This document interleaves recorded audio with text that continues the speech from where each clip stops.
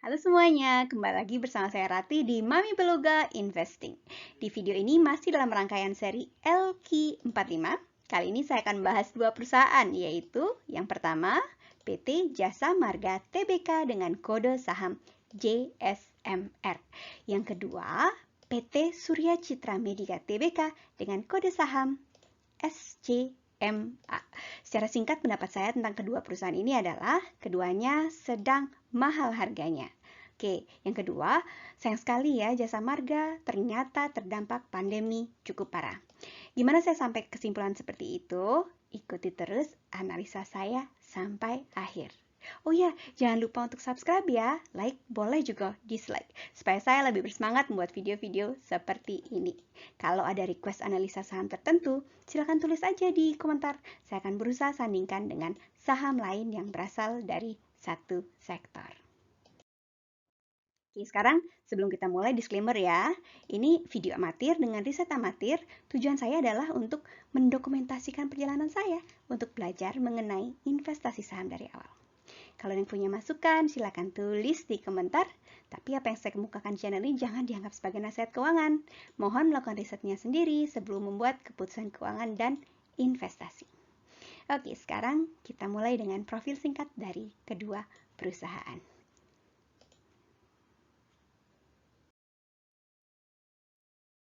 Oke, kita mulai dari PT Jasa Marga Persero Tbk atau Jasa Marga. Perusahaan ini merupakan operator jalan tol pertama dan terbesar di Indonesia. Bidang usahanya meliputi perencanaan, konstruksi, dan pengelolaan jalan tol, mengusahakan lahan dan fasilitas yang berbatasan dengan jalan tol, pengembangan kawasan yang terintegrasi dengan jalan tol, pemeliharaan dan pengoperasian jalan tol. Oke, di tahun 2020, Jasa Marga mengoperasikan 1.162 km jalan tol di seluruh Indonesia ya. Berikut kita lihat wilayah operasional Jasa Marga yang meliputi daerah Sumatera Utara, Jabodetabek, Jawa Barat, Jawa Tengah, Jawa Timur, Bali, Kalimantan Timur, dan Sulawesi. Jasa Marga berdiri sejak tahun 1978 dan kemudian perusahaan ini melantai di bursa saham di tahun 2007. Menurut laporan tahunannya di tahun 2020, 70% dari sahamnya dikuasai oleh pemerintah Republik Indonesia. Sedangkan 30% sahamnya ada di masyarakat. Dari 30% yang berada di masyarakat, sekitar 21% dikuasai oleh pemegang saham lokal dan sekitar 8% dikuasai oleh pemegang saham asing. Oke, demikian profil singkat Jasa Marga. Sekarang kita lanjut ke perusahaan satunya lagi ya, bidangnya beda sekali, yaitu SCMA atau Surya Citra Media. Produk-produk perusahaan ini SCMA ya, sepertinya sudah tidak asing lagi. Surya Citra Media ini adalah pemilik dua stasiun TV di Indonesia, yaitu Indosiar dan SCTV. Menurut laporan tahunannya tahun 2020, terdapat 3 bidang usaha yaitu 1. Televisi. Misalnya yang tidak berbayar seperti yang saya sebut tadi ya, yaitu SCTV dan Indosiar.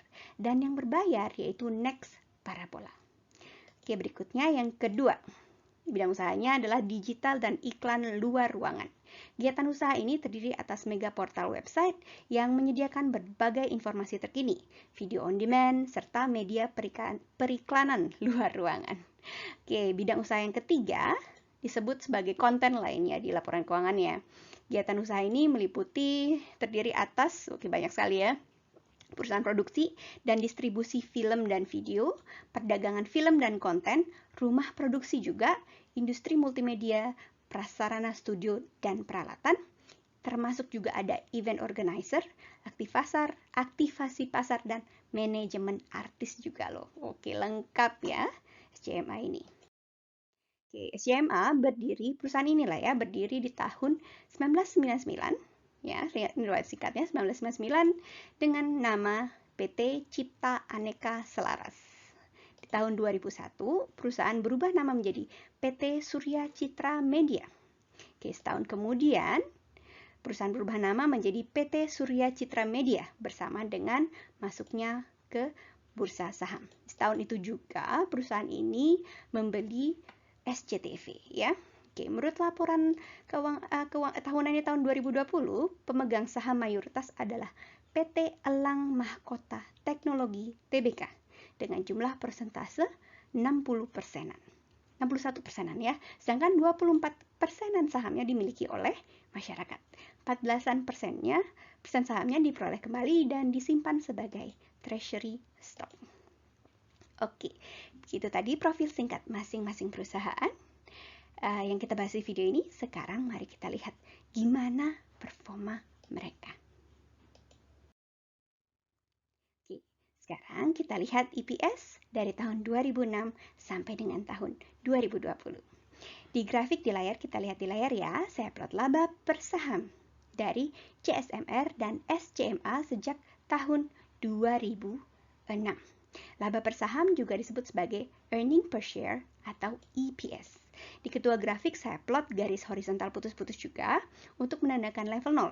Kalau data EPS ada di bawah garis 0, artinya perusahaan sedang mencatat kerugian. Oke, sekarang kita lihat lagi ke layar ya. Secara singkat, kita lihat kedua perusahaan tidak pernah merugi sejak tahun 2006. Nah, ini bagus ya. Untuk JSMR, secara umum kita lihat sejak tahun 2006, JSMR tidak pernah merugi. Kita lihat grafiknya secara umum meningkat semenjak tahun 2006 sampai dengan 2019.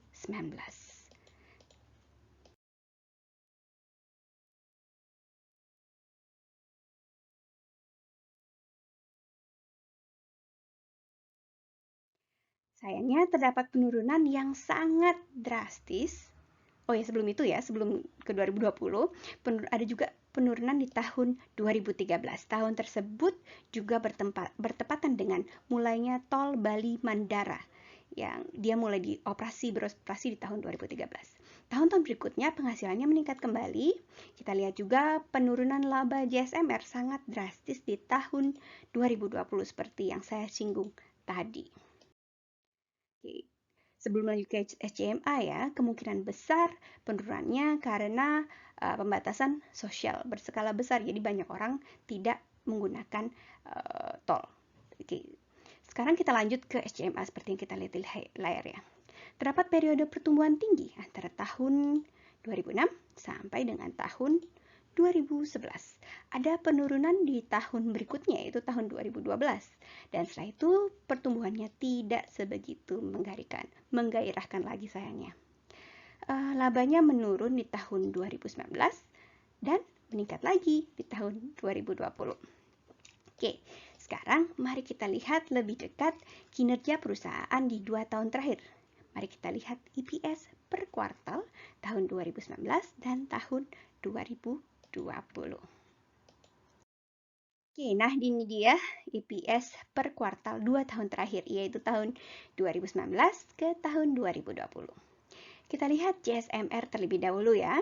JSMR sempat merugi di kuartal kedua tahun 2020. Kuartal ini bertepatan dengan pembatasan sosial yang meluas di Indonesia sebagai kebijakan untuk mengendalikan laju infeksi COVID-19 seperti yang saya singgung sebentar tadi ya. Di kedua kuartal berikutnya, keadaannya sepertinya membaik, tapi tidak seperti kuartal yang sama di tahun sebelumnya ya. Dan oleh karena setelah kenaikan itu, JSMR masih mencatatkan laba di tahun 2020 walaupun terjadi penurunan di kuartal kedua. Dari sini kita tahu seberapa rentan atau sensitif laba JSMR terhadap pembatasan sosial. Sekarang kita lanjut ke SCMA. SCMA cukup berbeda dari JSMR. Perusahaan ini mencatatkan penurunan laba di ketiga kuartal di 2019 dibandingkan dengan kuartal sebelumnya, kuartal pertama 2019. Di tahun 2020 labanya meningkat dari kuartal keempat 2019 dan kemudian cenderung stabil di kisaran 17 sampai dengan 22 per lembar saham. Nah, begitu tadi kita lihat kemampuan kedua perusahaan ini untuk menghasilkan laba. Sekarang mari kita lihat seberapa banyak laba dari perusahaan ini yang dibagikan ke pemegang saham. Mari kita lihat sejarah pembagian dividennya. Oke. Untuk melihat bagian laba perusahaan yang dibagi menjadi dividen, di grafik di layar saya plot 3 lapis informasi. Yang pertama adalah dividen per tahunnya yang saya plot sebagai nokta-nokta tebal yang dihubungkan dengan garis tebal seperti yang kita lihat di layar. JSMR warnanya merah, SCMA warnanya biru. Di tiap nokta juga saya lengkapi dengan dua informasi dalam bentuk teks di atas dan di bawah. Teks bagian atas adalah jumlah dividen per saham dalam rupiah, dan teks yang di bawah adalah persentase dividen terhadap laba. Nah, sekarang kita mulai dengan JSMR. JSMR kita lihat cukup rutin bagikan dividen sejak tahun 2008. Rasio perbandingan dengan labanya paling rendah di belasan persen dan paling tinggi di 53 persenan. Sejak tahun 2008, JSMR belum pernah membagikan dividen lebih tinggi daripada 60% dari labanya. Setiap tahun, JSMR membagikan dividen sekali di pertengahan tahun antara bulan Maret sampai dengan Juni. Sekarang kita lanjut ke SCMA. Sejak tahun 2006, SCMA terkadang memberi dividen 2 kali setahun. Hal yang menarik dari SCMA adalah di periode 2006 sampai dengan 2011, di mana terdapat tren peningkatan laba, dividennya juga meningkat, tapi tidak secepat dengan labanya. Tidak secepat labanya, maksud saya ya. Penurunan laba di tahun 2012 juga diikuti dengan penurunan dividen. Yang menarik adalah tahun 2015 yang dividennya melampaui laba tahun itu. Ada kemungkinan karena tahun sebelumnya dividen yang dibagikan cukup kecil sehingga ada laba yang bertahan dari tahun sebelumnya. Sejak tahun 2017, laba yang dibagikan oleh SCMA cukup stabil, berkisar antara 50 rupiahan. Nah, begitu tadi beberapa hasil yang bisa dinikmati oleh pemilik perusahaan atau pemegang saham. Sekarang mari kita lihat apakah kedua perusahaan ini cukup menarik untuk dikoleksi. Kita lihat harga wajarnya menurut rasio perbandingan antara harga dan laba atau PE ratio. Untuk menilai berapa harga wajar dari kedua perusahaan ini, di sini saya plot 3 lapis informasi. Yang pertama adalah harga. Harga adalah informasi yang paling gampang dicari. Di sini saya plot dari tahun 2006 di tahun 2008, jadi lumayan lama ya periodenya. Yang kedua adalah harga di PE atau Price to Earning Ratio 10. Di sini saya plot sebagai garis hijau putus-putus. Price to Earning Ratio adalah perbandingan antara harga dengan laba perusahaan. Kasarnya angka Price to Earning Ratio 10 itu artinya harga sahamnya 10 kali lipat dari labanya. Dengan PE ratio 10 itu saya berharap akan balik modal dalam waktu 10 tahun. Secara konservatif saya anggap saja harga di bawah PE 10 itu sebagai harga murah. Ketiga, harga di PE 15. Saya plot sebagai garis kuning putus-putus di grafik ini di layar. Saya anggap perusahaan sudah mahal kalau harga sahamnya di atas garis kuning ini. Oke, pelan-pelan kita bisa lihat ya, mana pergerakan harganya. Sekarang keempat adalah harga di PE 20. Saya plot sebagai garis merah putus-putus. Saya anggap harga saham sangat mahal kalau ada di atas garis merah putus-putus ini. Oke, sekarang kita lihat ke layar ya. Secara sekilas kita lihat kalau dari standar saya, kedua perusahaan ini harganya sedang mahal. Sekarang coba kita lihat lebih dekat. Untuk JSMR, harganya pernah menyentuh bahkan di bawah PE 10-nya di periode tahun 2009 sampai dengan akhir 2010. Harga sahamnya melesat naik di akhir 2010 sampai dengan 2011, terus menanjak sampai melewati PE 20-nya. Memang di periode itu labanya meningkat drastis, tapi peningkatan harganya mendahului peningkatan labanya. Kita lihat situ ya.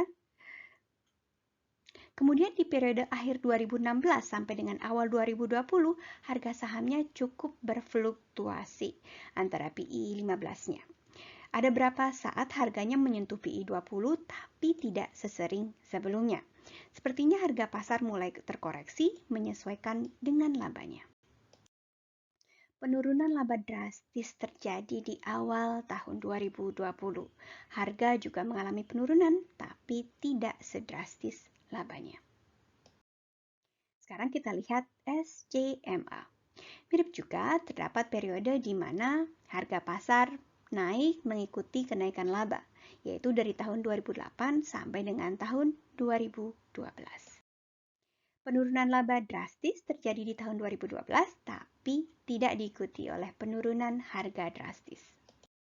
Malah, harga naik melampaui PI 20-nya saat labanya naik di tahun berikutnya, yaitu tahun 2013. Harga SCMA sempat kembali menyentuh PI 10 di awal tahun 2020, tapi kemudian naik drastis lagi seperti kita lihat di layar, melampaui PI 20-nya di pertengahan tahun 2020. Untuk JSMR, harga di PI 10-nya ada di kisaran Rp690. Ini berdasarkan laba di kuartal pertama 2021 ya. Harganya per tanggal 25 Juni 2021, yaitu pada saat video ini dipersiapkan, adalah Rp3.510 per lembar saham, rupiah per lembar saham. Jadi sahamnya sedang mahal. Kalau kondisi COVID-19 di Indonesia bertambah parah dan pemerintah terpaksa menerapkan pembatasan sosial yang lumayan meluas, kemungkinan labanya tidak akan sebegitu membaik di kuartal-kuartal berikutnya. Ini sayangnya. Kalau pasar bereaksi terhadap labanya, maka harga bisa turun lagi. Padahal sejauh ini kita lihat tahun-tahun sebelumnya, JSMR ini cukup solid. Sebaliknya, kalau kondisi membaik dan laba meningkat tajam, kondisi di lapangan mengenai penanganan pandemi ya cukup membaik dan tidak ada pembatasan sosial, laba meningkat, harga yang sekarang ini sangat mahal kalau dibandingkan dengan laba per kuartalnya kali ini bisa jadi terasa murah karena labanya bisa meningkat. Bisa mempertimbangkan ancang-ancang beli JSMR dari sekarang kalau yakin situasi akan membaik. Kalau buat saya masih belum bisa melihat perbaikan di waktu yang dekat. Oke, kita lanjut ke SCMA ya. Harga di PI 10-nya ada di kisaran Rp1.048. Ini berdasarkan laba di kuartal pertama 2021. Harganya per tanggal 25 Mei 2021, yaitu pada saat video ini dipersiapkan, adalah Rp1.710 per lembar sahamnya. Jadi, dari perhitungan itu, harganya bisa kita lihat mahal ya. Oke, kesimpulan. Dari pergerakan EPS-nya atau labanya beberapa tahun terakhir, seperti yang kita lihat tadi, kedua perusahaan ini tidak dalam fase pertumbuhan tinggi. Jadi, kalau harga premium masih kurang sesuai untuk perusahaan ini. Dari segi dividen, dari segi dividen keduanya oke dan cukup hati-hati. Tapi sayangnya, keduanya sedang mahal. Melihat situasi pandemi seperti ini, masuk akal kalau income JSMR turun, padahal perusahaannya sepertinya cukup solid. Tapi baiknya adalah dia memang tidak sampai merugi sejauh ini. Ini buat saya juga yakin dengan manajemennya. Oke, sekian video saya kali ini. Ikuti terus perjalanan saya untuk berinvestasi ya. Kalau ada request, analisa saham tertentu, saham perusahaan tertentu, silakan tulis di kolom komentar. Akan saya usahakan sandingkan dengan saham di satu sektor. Sekian dulu ya. Bye-bye.